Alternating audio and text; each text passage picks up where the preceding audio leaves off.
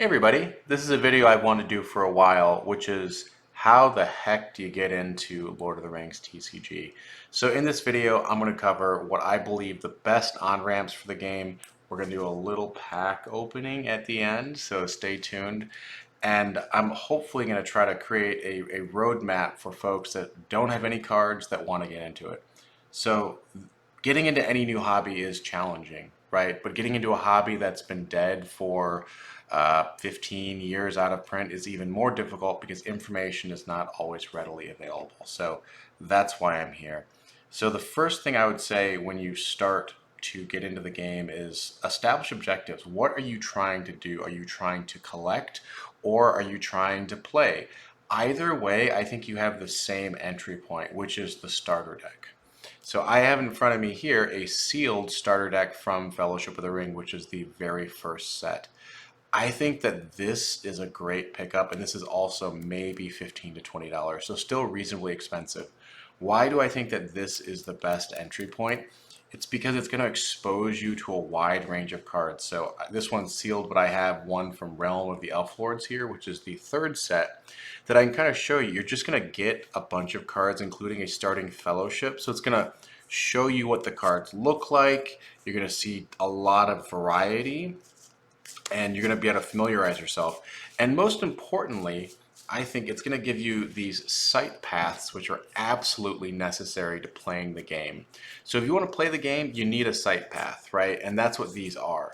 So that's why I think if you have zero cards and you want to get into collecting or playing, then a starter deck is your friend because it's going to provide not only a way to play quickly with a friend with a deck that can be easily ramped up or made a little bit better, but it's also going to get you familiarized with what the cards look like, what the cards read, and kind of give you a deck of what a deck kind of should look like, roughly speaking, plus or minus.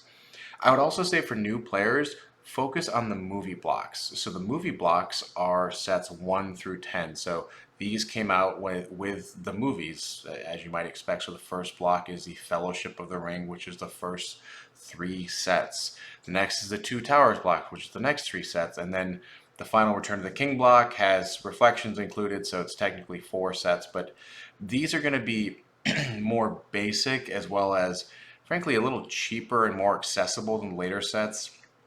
Due to some oddities with printing runs, there wasn't a lot of the later sets printed, so they're a little more scarce. So I think that this is your best way to get started. Just get yourself a starter deck, find a friend, read the rules. Since this is sort of a modern-ish game, it didn't go through the pains of the 90s TCGs where nothing made sense. So these are ready to play, right? So this Realm of the Elf Lords comes with a little rule book, which I have unfortunately lost, but it is essentially ready to play. So some other stuff, there's 19 total sets. And so the set number is going to be at the bottom right. Unfortunately, my camera is not performing for me, but you can see the number down here. So it's going to have a number and then it's going to have the sort of set number. So it's great collector's info. It makes it very convenient to keep track of stuff. I also think another great, after you familiarize yourself with a starting deck, I think complete sets or ideally even a collection is a great way to go. So a complete set of Fellowship of the Ring, which is about 365 cards, will only run you maybe 150 to 200 bucks, which is going to just give you a really wide amount of cards to build off of, to collect. I think a lot of collectors start these foil sets, which collecting foils is like literally correct collecting grains of sand, right? There is so many of them. There's an endless amount. It can feel really discouraging. I'm maybe 40% the way through collecting a foil set of all the movie blocks, and it is kind of hopeless. So for new folks, I wouldn't even worry about anything past set 10. Frankly, I would just start with Fellowship and start having positive experiences with the game. That's what's key with all gaming, right? So how do you have fun and do this thing, right? Like that's what this is all about. You should be having positive experiences with this game. If you're going to set out and try to start with the most expensive or whatever the best set, you're going to have a bad experience. You're going to have it's going to be expensive, it's going to be confusing. There's lots of people out there trying to mark stuff up, and there's lots of jargon, and there's not a lot of guides. So after you get your starter set. There's lots of resources, and I'm going to leave these all in the show notes because I think there's too many to kind of go through. But there's an entire website that has some, resources as far as cards. There's a Wikipedia. There's a players council that actually kind of runs this game and continues to put out new cards. There's also something called GEMP where you can play online for free with other friends. So there's lots of resources, and I'm going to put all of those in the show notes because I think there's too many to kind of go over, and I'm trying to keep this video under 10 minutes. We'll see if we do that or not.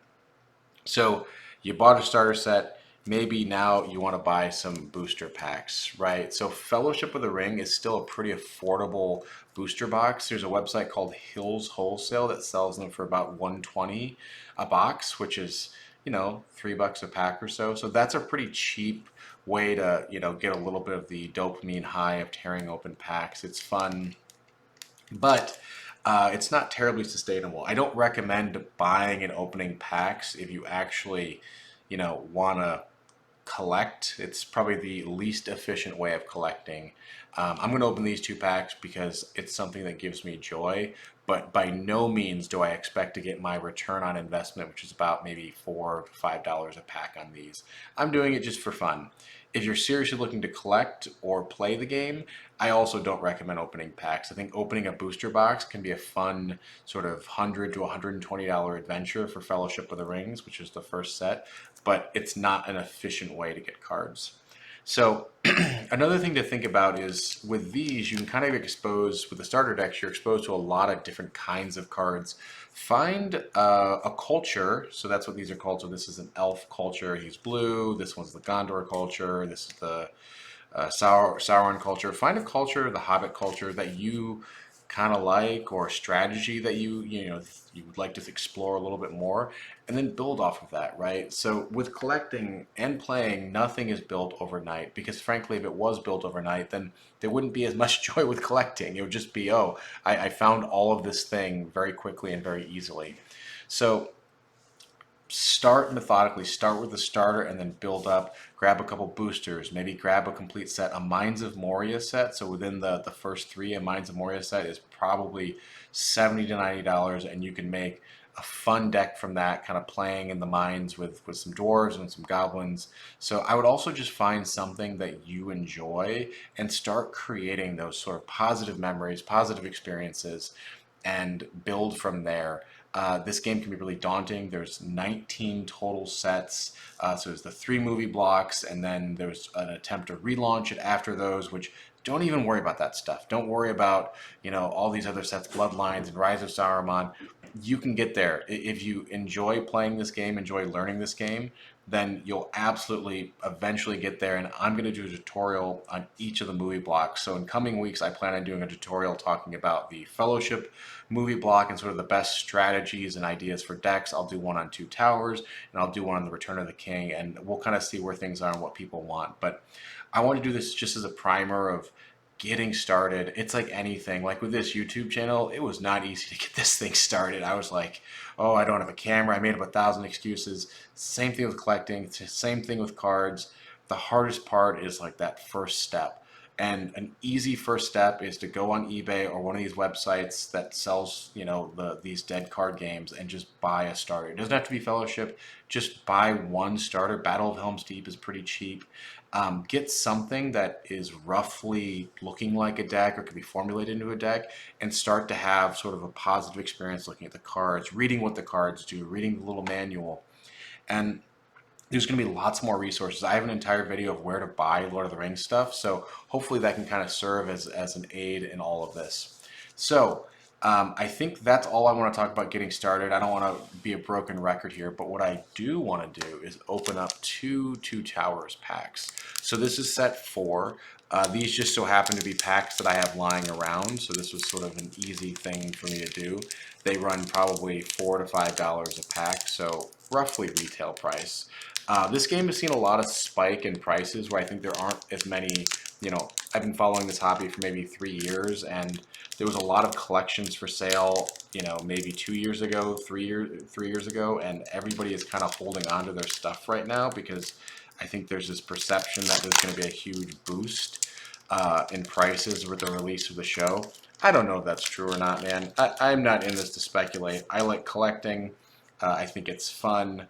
I've definitely sold some stuff in the past, but I'm here to have a fun time. All right. Unfortunately, the camera just has too much going on, but I will let you know what the rare is, guys. So it looks like our rare is going to be, ooh, this is a good rare. Our rare is Uglug. So this is probably one of the better rares. This is a pretty big set, so there's 360 cards, like 100 rares. So getting an Uglug is probably, top 25% of rares. So let's open another one up here. I don't know why the camera's not cooperating. I'm trying this new thing where I'm a little talking head in the bottom right. It's new to me. I've never really done anything like this before, so we'll see. Hopefully it doesn't make me re-record this all because I would have to fake these packs and just like glue them back together because I'm not opening more. All right, last pack. So if you have questions, feel free to leave them in the comments. I want this game to be more accessible. I think it's fun. It's been a really fun adventure for me over the last sort of 2-3 years to get back into. And no foil and Weapons of Isengard is our rare, unfortunately. So not super great, but we can kind of see maybe a deck coming together here, right? We both see that these are Sauron.